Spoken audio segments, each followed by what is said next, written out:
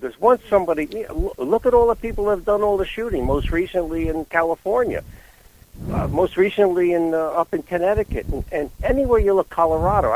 I was stationed in Aurora, in the military in Aurora, and that struck home to me very, very directly. Sure, that movie shooting in the movie theater. You know what? It's meant to, we have to find ways to prevent, to screen, and this is a delicate issue, I know, screen people who should not be having guns. And they should also get rid of these gun shows where anybody can buy a gun. Well, that's a whole other. It's a whole other broadcast. Yeah. No, because a gun show, guess what? Even if you're mentally handicapped and you were screened, you can still go and buy a gun. Yeah. I hope you guys would agree with me, because I think the gun should not be in the hands of people who have emotional problems. I think everybody agrees with you on that. Absolutely.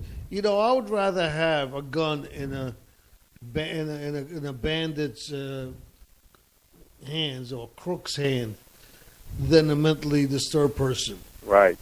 Because most crooks are not there to shoot you; they're there to scare you, so you'll do what they want. Well, their primary goal is just to take whatever they can. Yeah. They're not looking to use the weapon. When you have the mentally disabled or whatever you want to call them, they're there to shoot you. That's their purpose. There's no other purpose. Yeah. Particularly when they want to commit suicide. I mean, this guy even in where was it recently? Just the guy said, I didn't want to shoot anybody. I wanted to end my own life. Well, basically, that was what happened in Garden State shopping mall on Jersey on Monday. That's right. That's what I was just. I didn't remember. He wanted to commit suicide by police. Right. He was hoping to wave his weapon around and that they would put him out of his misery so that he wouldn't have to do the deed. But he wound up doing it anyway.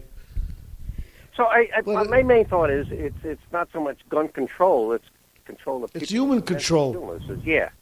That's really what my thought is. Yeah, no, I agree with you 100%. Because I don't think we'll ever be able to take away guns from people. No.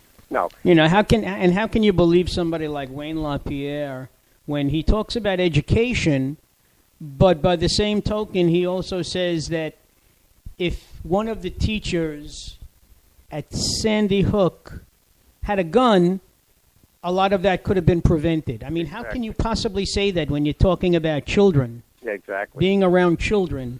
Yeah. You know, my feeling is if you give a teacher a handgun, more kids would have been shot. Well, I agree with that. I'm not sure I agree with having people, teachers and principals. I know in the Midwest they said they've got principals and teachers armed and so forth. When you have a gun in somebody's hands, I'm afraid you're going to use it. You know, Don, I almost hate to say this, but it goes to show personality. I know someone who has a brother who lives down in Florida. Yeah. This person is a retired Nassau County policeman, and he told his brother that he would not go anywhere before he strapped on his gun, his weapon. Okay, now you're almost talking like the Wild West. Yeah, exactly. Right. You know, I mean, when is it going to end? Yeah. You know, it's just the values are so different on the coast. You know, we're on the East Coast, I think the West Coast. It's a different kind of value system. You know, my friends of mine, my wife comes from the Midwest, and, you know, guns they're thought of like it's part of their culture. Yeah, it's part of the culture. They have a right to, what are you talking about, taking my gun away? You know, it's wait, what did you get for your 7th birthday? Oh, my father bought me a rifle. Exactly. You know? That's how I inherited my 22. My father-in-law is from Ohio, and when he passed away, before he passed away, he said, "You could take this. My good son, you could take this." I was a son-in-law. He had no sons. You could take this old 22 we used to target shoot with, and you can have it. What am I going to do with it in New York? You know, what am I going to do with it? That's exactly right. You know? Yeah, well, for your sake, I hope the first thing you did was register it. Yeah, absolutely. Well, you don't have to really register a rifle, I don't think, in New York. It's a handgun. No, just a handgun. You're right about that. Yeah, I don't think I have to do that. But I did do it anyway, but you don't have to do that. But anyway, my thought is, as a mental health professional, is let's look at the people who are getting them. Let's find a way to screen them, because they're the ones that do the killing. It's not my neighbor next door who has a shotgun and says I should own it. It's the people who are mentally disturbed and deranged and have emotional conflicts. Look at all the ones that don't know what was shooting. These mainly men who are lonely, who have mental problems, and they want to strike out.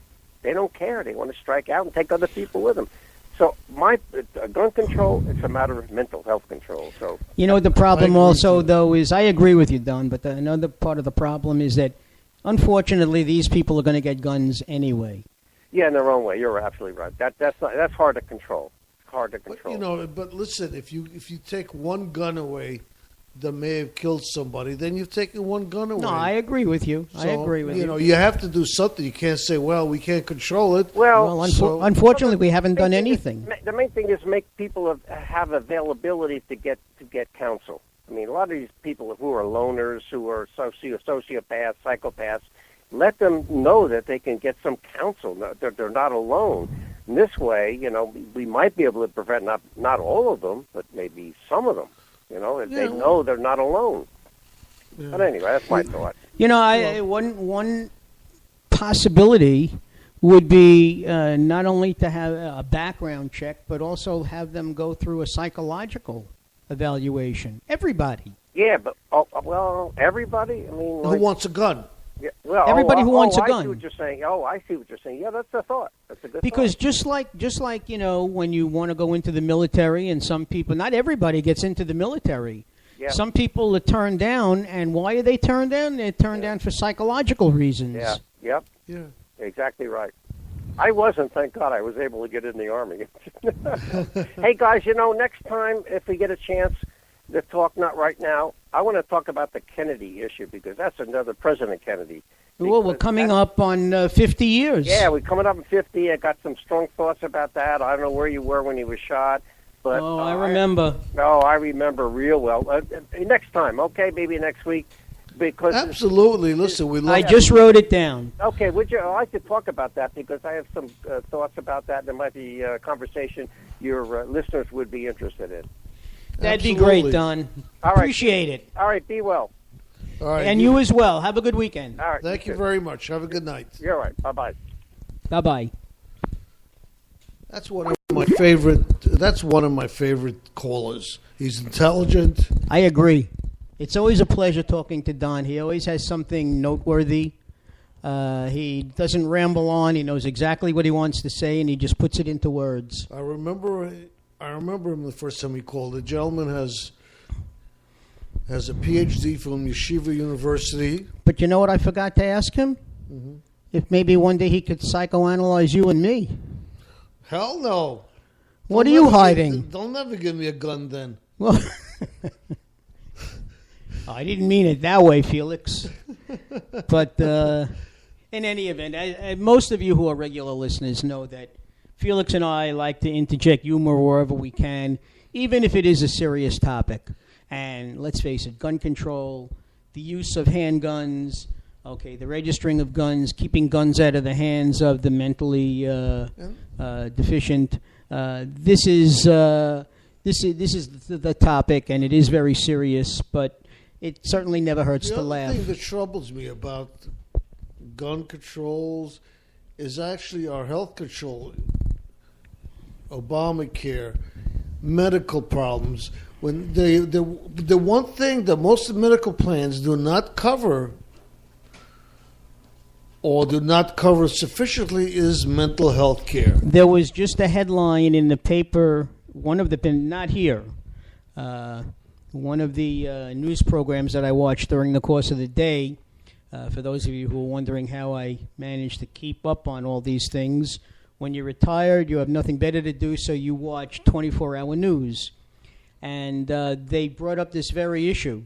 They said that there's not enough written about, mental illness in the Obamacare or in any medical coverage for that matter. I know that They only give you a certain number of visits to a psychologist or a psychiatrist as an outpatient, and then the medical professional has to write a letter to the insurance company stating that there's a possibility that you need further sessions, but the bottom line is you're only allowed a certain number, and you can't tell me that in 8 or 10 or 15 sessions of going to a psychologist or psychiatrist that's going to cure your mental health. Okay, for a lot of people, this is an ongoing thing that goes on for years. And, it has to be controlled, and worked on. And the other thing is people are afraid to go to psychiatrists because if they're reported to certain agencies, they're afraid of that. They're afraid that they're going to be socially... an outcast. Outcast, that's a perfect word for it. You go for a job interview, and a question comes up, and you have to be truthful because if you've been seeing a doctor, these things are documented, well, thank you for coming in and being interested in the position. We'll get back to you.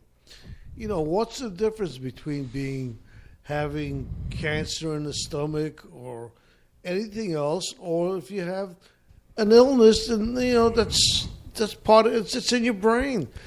It's a chemical imbalance. That's exactly right. It's like any other illness, and it should be treated the same way as any other illness. Once it's controlled, whatever, and people are normal like anybody else. As long as you are not violent, and you will not take any action against hurting yourself or anyone else, there's no reason why you're not qualified for a position. Okay.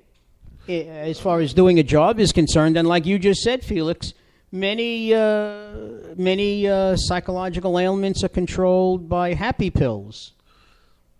Happy pills or whatever other kind of medication. It doesn't have. There are a lot of medications that have absolutely no effect on the person except he will be the chemical imbalance will be. Stabilized. They say that a lot of the chemical imbalance is for a reason. A lot of people who have anxiety and have nervous, let's just say nervous people who are disorders. OCD. Well, not OCD, but I'm talking about. Well, no, but that's an imbalance. Yeah, no, but people. Let's say if you certain people have a claustrophobia or other fears like that. They say that goes back to the Stone Age when people had to have a high sense of sensitivity to danger. And as human beings evolved, they didn't need as much of that particular type of reactions, but with some people it's still that way. Well, it's not only that, it's some of these ailments are also developed in the womb. Talk about look, and I'm not saying, trust me, I am not saying that, let's say, homosexuality is a deviant behavior. It's not. But what I'm saying is homosexuals are born that way, okay? There's something while they were developing in their mother's womb, and they have no control over it. That's it. So it's also the same with people who have, certain psychological disabilities, psychosis. Bipolar. People who are bipolar. It's a chemical imbalance in your body. Well, where did that chemical imbalance come from? It had to come while you were developing in your mother's womb. Listen, if you're psychologically disabled, you're disabled like anybody else. You're not doing it on purpose. It's not something that you want to be, but it's just the way it is. Let's face it, you're not going to choose to be bipolar. Yeah, but again, with treatment, people could lead normal lives, and they should be able to do it without being ridiculed and looked upon as if there's something, there's something mentally wrong with this guy. Would you say to somebody, there's something really bad with his stomach? Oh, his arms twitch a little bit. Maybe we shouldn't hire him. Oh, look at those. He's